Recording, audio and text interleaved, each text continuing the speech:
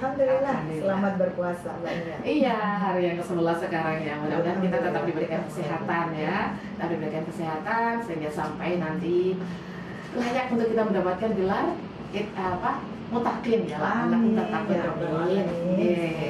Amin. Ya, mau dilanjutkan sampai halaman berapa? Halaman berapa? Sampai pada hadis. Oh, hadis ya. Masih katanya dengan kitab Uqudul Ijaz. Masih di kitab Uqudul Ijaz. Assalamualaikum warahmatullahi wabarakatuh. Kepada para pemirsa Madinah FM, kita lanjutkan pengajian rutin kita, kajian kitab Uqudul Ijaz. Pada pertemuan-pertemuan berikutnya kita membahas di Al-Fasl Al-Awwal fi bayani huquqiz zaujah al-wajibah 'ala zauj, yaitu bab tentang menjelaskan hak-hak istri yang menjadi kewajiban suami. Pada pertemuan sebelumnya kita sudah mengupas habis ayat-ayat yang terkait dengan kewajiban-kewajiban suami terhadap istri, yang itu adalah menjadi hak istri untuk mendapatkannya dari suami, dari surat An-Nisa ayat 19 sampai 20, ayat 128 sampai 130, dan juga surat Al-Baqarah ayat 228. Dari ayat-ayat Al-Quran itu kita mengetahui begitu luar biasa perjuangan Nabi Muhammad SAW mengangkat derajat perempuan, memberikan hak-haknya yang semula di masa jahiliyah perempuan bisa dibilang tidak memiliki hak. Jangankan hak menentukan hidupnya, hak hidup saja banyak yang kehilangan, mati dikubur hidup-hidup saat lahir, dan banyak hal yang tidak diberikan, sehingga tidak diperlakukan tidak sebagaimana harusnya sebagai manusia. Untuk kali ini kita lanjutkan setelah ayat-ayat Al-Quran sudah kita bahas, dan alhamdulillah sekarang kita lanjut pada hadis Nabi Muhammad SAW di halaman 3 paling bawah. Hadisnya ada di halaman 4. Ruwiya 'anil Nabi sallallahu alaihi wasallam annahu qala fi hajjatil wada' ay akhir hajjihi sallallahu alaihi wasallam wa huwa hajjatul jum'ah. Ada sebuah riwayat hadis dari Nabi Muhammad sallallahu alaihi wasallam di mana Nabi pada saat haji wada', yaitu haji Nabi yang terakhir dilaksanakan pada hari Jumat, itu beliau pernah bersabda, ba'da an hamidallah wa asna alaihi wa wa'adha, maksudnya wa wa'adul hadirin. Setelah Nabi bertahmid, kemudian memuji Allah, kemudian Nabi itu menasehati orang-orang semuanya yang hadir di situ, yang ikut haji bersama Nabi. Nabi berkhutbah dan mengatakan, ala wastausu bin nisa'i khair. Hai semuanya, kamu harus ingat, ini wasiat Nabi terakhir saat haji kepada seluruh manusia. Yang dipesan apa? Wastausu bin nisa'i khair. Aku wasiatkan kepada kalian semua untuk berbuat baik kepada perempuan. Subhanallah, begitu perhatiannya Nabi kepada perempuan.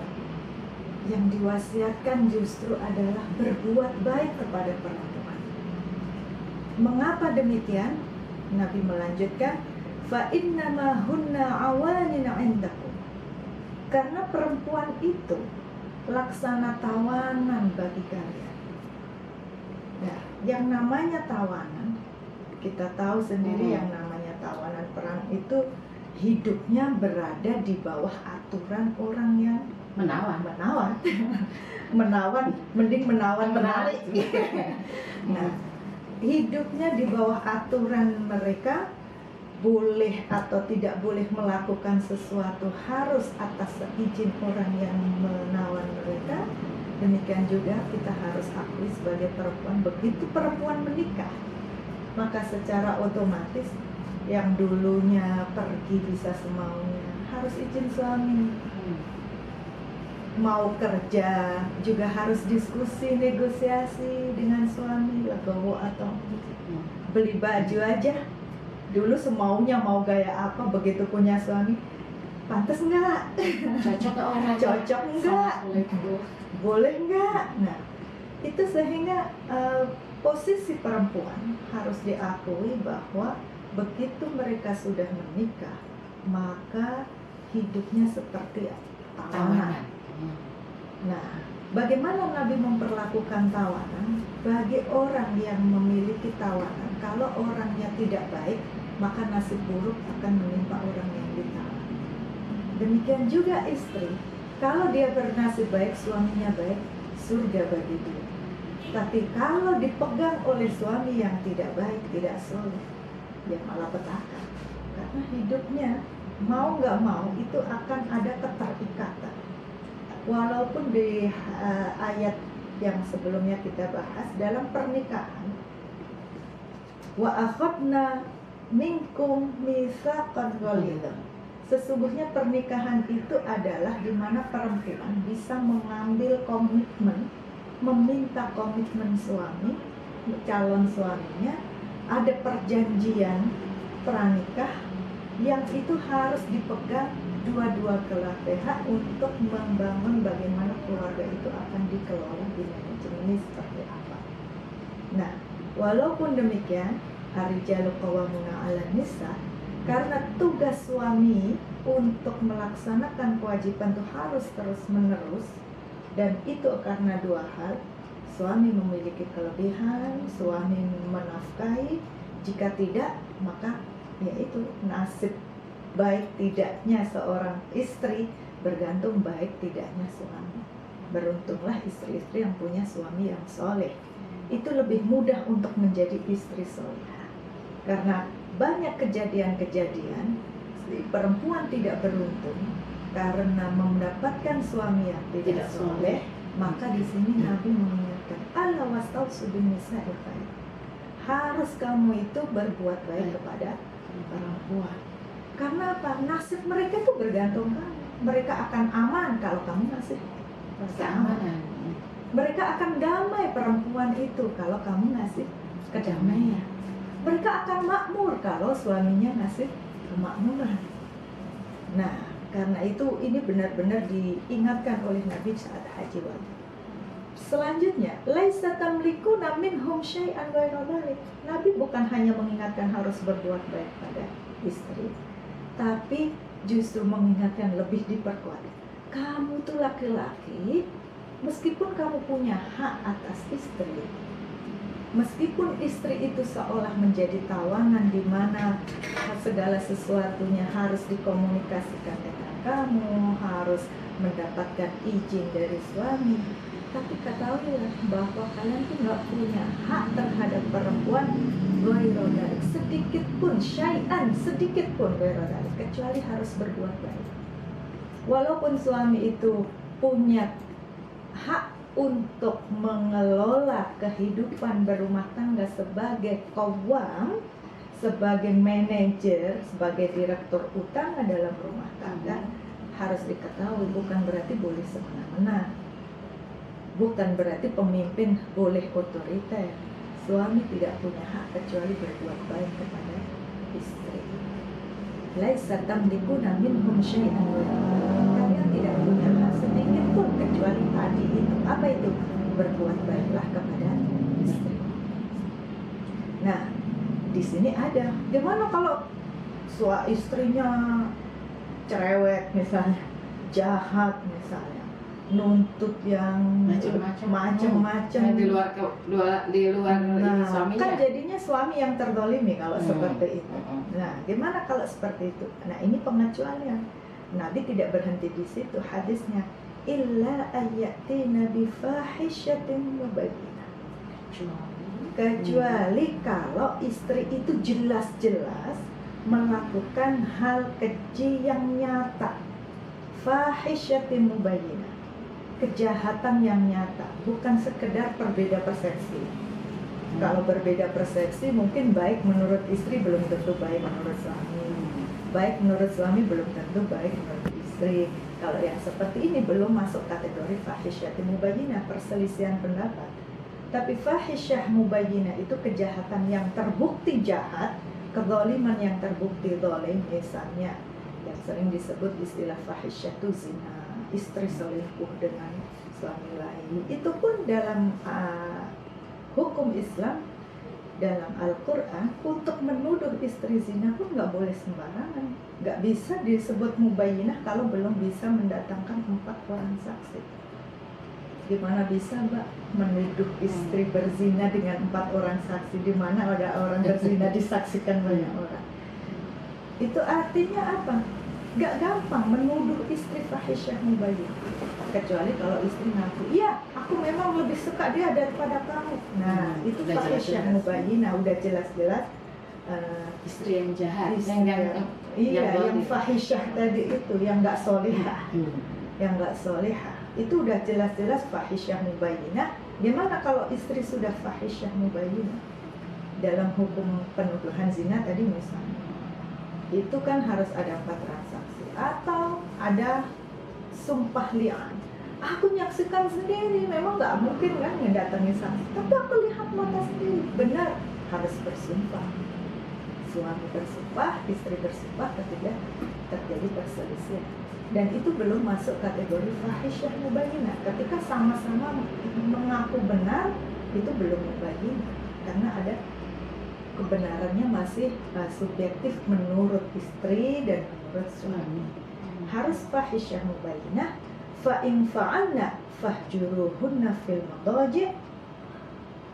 Kalau sudah terbukti kejahatannya nyata tadi, sudah kezalimannya nyata ya, misalnya terjadi kekerasan, suami dipukul sampai babak belur, atau nyata-nyata suaminya ditinggal sama laki-laki lain nggak pulang-pulang, itu sudah fahisyah mubayyinah.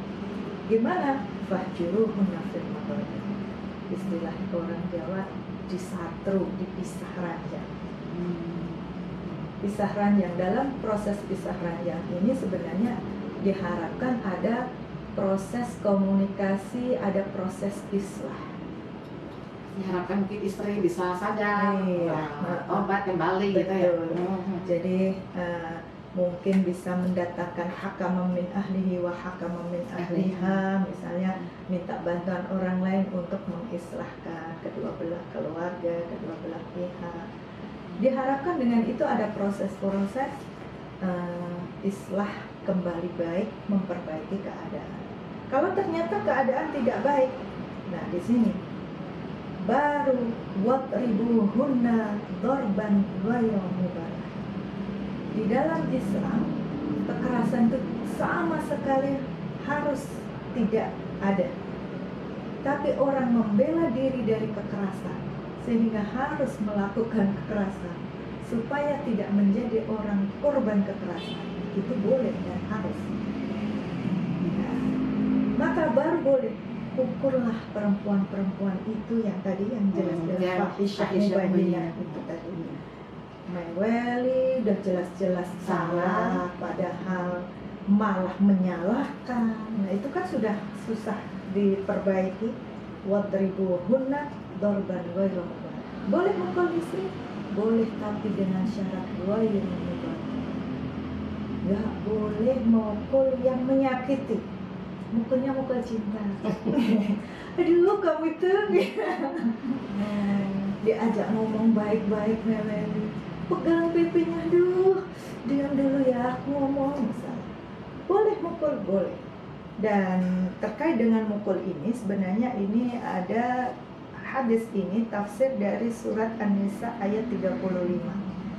Ini penjelasan Nabi yang menjelaskan ayat Al-Quran di surat An-Nisa 35. Apa? Wallati takhafuna nusyuzahunna fa'iduhunna wahjuruhunna fil madaji' wadribuhunna. Perempuan-perempuan yang kalian khawatir atas nusyuz mereka. Apa itu nusyuz? Nusyuz itu kalau bahasa kita semena-mena mungkin ya. Nusyuz itu tidak harus melarikan diri dari rumah. Tindakan semena-mena, sakar dewe, ya itu tadi, sehingga ada korban dari perbuatannya, menghina, mencaci, merasa dirinya lebih, kemudian akhirnya suami ada korban di sana. Nah, fa'iduhunna, Kalau dalam Al-Quran, kalau tadi di hadisnya kan langsung fahjuruhunna, pisah ranjang. Tapi kalau dalam Al-Quran jangan langsung pisah ranjang dulu, fa'iduhunna, nasihati, bicarakan dengan baik-baik. Yang namanya nasihat itu harus bil-hikmah, sentuh perasaannya, sentuh hatinya. Kalau nasihat dengan marah-marah, orang udah marah dimarahin makin marah, ya? Maka disinilah pentingnya komunikasi yang baik antara suami dan istri. Pentingnya adanya yaitu wa'ashiruhunna bil ma'ruf. Ingat, bil ma'ruf itu artinya harus menyadari perasaannya, mempertimbangkan kondisi psikologisnya, mempertimbangkan kondisi sosial dan seterusnya. Jangan sekedar kamu nggak boleh gini, kamu harus gini. Tapi kenapa nggak boleh? Ada apa sih kok istri saya sampai marah? Dicari penyebabnya. Mungkin dari diri kita, mungkin keadaan yang harus diperbaiki. Dan disitulah mau'izah itu harus hasanah. Fa'izuhunna, baru setelah ada komunikasi, pisah ranjang, pemukulan itu tadi boleh ketika kondisi ghairu mubarrah. Pemukulan nggak boleh kalau itu justru menimbulkan makin tumbuhnya masalah. Nabi sendiri dalam banyak hadis sering melarang pemukulan, dan Nabi seumur hidup walaupun Quran itu menghalalkan memukul perempuan, tapi Nabi sama sekali nggak pernah memukul. Apa yang dilakukan Nabi ketika marah sama istrinya? Jangan dikira Nabi nggak pernah dibikin marah sama istri ya. Nabi juga sering dibikin marah istri. Apa yang dilakukan Nabi? Diam, terus dirayu. Kalau ada lagu Aisyah yang tadi dicubit pipinya, dikasih sentuhan kasih sayang. Bahkan pernah Siti Aisyah bicara meninggi gitu ya, nada tinggi, Nabi itu diem sampai ketahuan bapaknya Abu Bakar, yang marah malah mertuanya Nabi, karena anakku kok kurang ajar ya sama suaminya. Sampai Abu Bakar marah karena menantunya dimarahin anaknya, dimarahin Aisyah, terus sampai jadi ya dimarahin anaknya. Aisyah yang dimarahin sama Abu Bakar, malah Nabi membela, Pak, nggak usah ikut-ikut, ini urusan saya sama Aisyah. Sampai akhirnya Abu Bakar pulang. Begitu beberapa hari balik lagi, kok udah mesraan ya orang, anakku sama menantuku. Kesimpulannya apa? Orang tua jangan ikut campur urusan anak, biarkan anak menyelesaikan. Tirulah Nabi bagaimana menyelesaikan ketika seorang istri marah kepada suami. Dan Hafsah sendiri ketika diklarifikasi oleh Umar ibn al-Khattab, Hafsah putrinya Umar ibn al-Khattab, yang waktu itu Umar bin Khattab pernah membuat keputusan dilawan sama istrinya. Lalu Sayyidina Umar itu marah karena dilawan sama istrinya. Apa kata istri Umar? Hei Umar, aku heran sama kamu. Orang putrimu, istri Nabi aja biasa kok bermurojaah, berdebat, beda pendapat dengan Nabi, adu argumen. Kok kamu marah? Nabi aja kadang sampai marah seharian, itu hal biasa. Kemudian Umar ibn al-Khattab bergegas datang ke rumah Hafsah. Hei putriku, apa benar kamu sudah biasa berdebat, beda pendapat, sampai Nabi marah? Apa jawab Hafsah? Wallahi inna lanurojah. Demi Allah, saya dan Nabi, kami istri Nabi itu udah biasa rojaah, saling membalikkan kata-kata, bantah-bantahan ya bahasa kita. Itu hal biasa. Jadi di sini yang sebagai umat Nabi, kita juga harus meniru suami, walaupun punya posisi qawamun, bukan itu hak loh, justru itu kewajiban untuk memberikan rasa aman, nyaman, damai, sentosa, sejahtera, dan itu kita sudah bahas di pertemuan sebelumnya. Nah, hadis berikutnya belum selesai. Fa in ata'nakum fala tabghu 'alaihinna sabila. Kalau dinasehati sudah, pisah ranjang sudah, kemudian pukul-pukulan dengan sayang lo ya, ghairu mubarrahin. Sarannya pukul itu nggak boleh yang menyakiti, apalagi sampai lebam, apalagi sampai cacat. sama sekali itu tidak mendidik, tidak mendidik. tidak mendidik, dan itu tidak menjadi lebih baik. Nabi menggarisbawahi ghairu mubarahin. Nah, kalau sudah dengan cara itu ternyata menjadi baik, proses komunikasi sudah, proses pisah ranjang udah, akhirnya sama-sama introspeksi diri. Kemudian apa?